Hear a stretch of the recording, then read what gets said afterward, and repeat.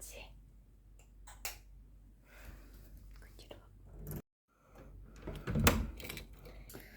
Duh, pusing banget deh. Ngatur anak cewek susah banget. Gak tau apa, saya ini kerja banting tulang sampai malam. Dia happy-happy main, gak inget waktu. Udah jam 1, telepon gak dijawab, chat gak dijawab. Kerjanya kebantah terus. Padahal masih lama di sana, masih bisa main-main sama temen. Tapi udah disuruh pulang sama nyokap. Baru pulang kamu? Dari mana aja kamu? Sini, duduk dulu, ngomong-ngomong. Aduh, mama pengen ngomong bentar doang, kamu marah-marah, ngomel-ngomel. Kamu tahu gak sih sekarang jam berapa? Tahu, jam 1. Kenapa telepon gak dibalas? Kenapa chat juga gak dibalas? Kamu tuh ya sebagai kakak bisa ngasih contoh buat adiknya. Bukan malah kayak gini. Ngebantah iya, pulang malam iya, pakaian juga terbuka, gak ngasih contoh banget. Lihat gak sih sekarang jam berapa? Jam 1. Kamu pakai baju begituan. Mama tuh kerja banting tulang, jarang di rumah. Itu buat ngehidupin kalian, biar kalian tuh hidup enak. Bukan kamu malah kayak gini. Kasih contoh yang baik buat adik. Lihat adik kamu juara, ranking 1 terus, ikut lomba. Apa yang bisa mama banggain dari kamu coba? Capek mama ini. Stop ya mah. Jangan pernah membandingin aku sama adek. Aku tuh capek. Mama pernah gak sih ngehargain aku? Setiap apa yang aku perbuat tuh mama gak pernah menghargai. Aku tuh capek. Dimana rumah sebagai tempat pulangnya aku, tempat ternyamannya aku tuh gak pernah merasakan itu.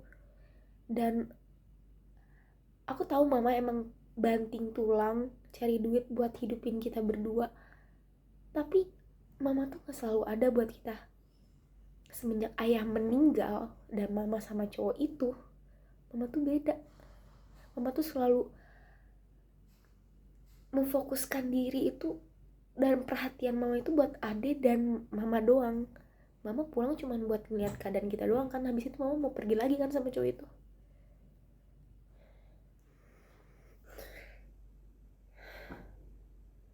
Mama gak kayak gitu. Dengerin penjelasan mama dulu. Gak usah mah. Yang pertama adalah membandingkan anak. Nah, sering terjadi orang tua tuh selalu membandingkan anak. Nah, sifat tersebut itu akan membuat seorang anak tuh tidak percaya diri. Karena kita tahu bahwa seorang anak tuh pasti memiliki bakat, jalan hidup, dan cara berkembang yang berbeda.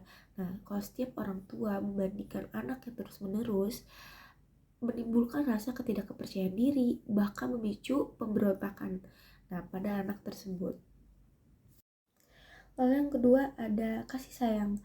Mencari nafkah sudah menjadi kewajiban orang tua untuk menafkahi atau menghidupi seorang anaknya. Nah, tetapi bagi seorang anak, kasih sayang orang tua, kehadiran orang tua, dan perhatian dari orang tua itu sangat penting. Nah, di mana rumah yang menjadi tempat pulangnya seorang anak, menjadi tempat ternyamannya anak, jika orang tua tidak berperan di situ, rumah tuh akan terasa asing, atau anak pun tidak akan terasa nyaman di rumah itu. Lalu yang ketiga ada perubahan sikap orang tua yang sangat berpengaruh besar. Nah, kita bisa lihat dari video tersebut bahwa sifat atau sikap orang tua yang dapat berubah drastis itu dapat berpengaruh pada anak. Nah, membuat anak merasa terabaikan, kehilangan arah, dan merasa tidak memiliki tempat untuk berbagi. Lalu yang keempat ada perilaku anak yang sering kali itu adalah cara menyampaikan kekecewaannya atau rasa sakitnya. Nah, dari video tersebut seorang anak tuh memperlihatkan atau melakukan sikap kayak pulang malam, berpakaian yang tidak sepantasnya atau sembarangan, membantah, itu adalah cara dia menyalurkan kekecewaan, rasa kesepian, terus keinginan untuk diperhatikan karena tidak merasa dihargai atau tidak dipahami di rumah atau oleh orang tuanya. Lalu yang terakhir, yang kelima adalah komunikasi yang baik adalah kunci utama. Nah, di sebuah hubungan, di sebuah keluarga, komunikasi adalah pegangan atau yang sangat penting ya, karena dari video tersebut pertengkaran terjadi karena keduanya itu hanya menyampaikan kemarahan. Nah, bukan perasaan yang sesungguhnya. Nah, sang ibu dalam video tersebut itu tidak menyadari apa yang anaknya rasakan, dan sang anak juga tidak bisa menyampaikan apa yang selama ini dia pendam, apa yang selama ini dia rasakan.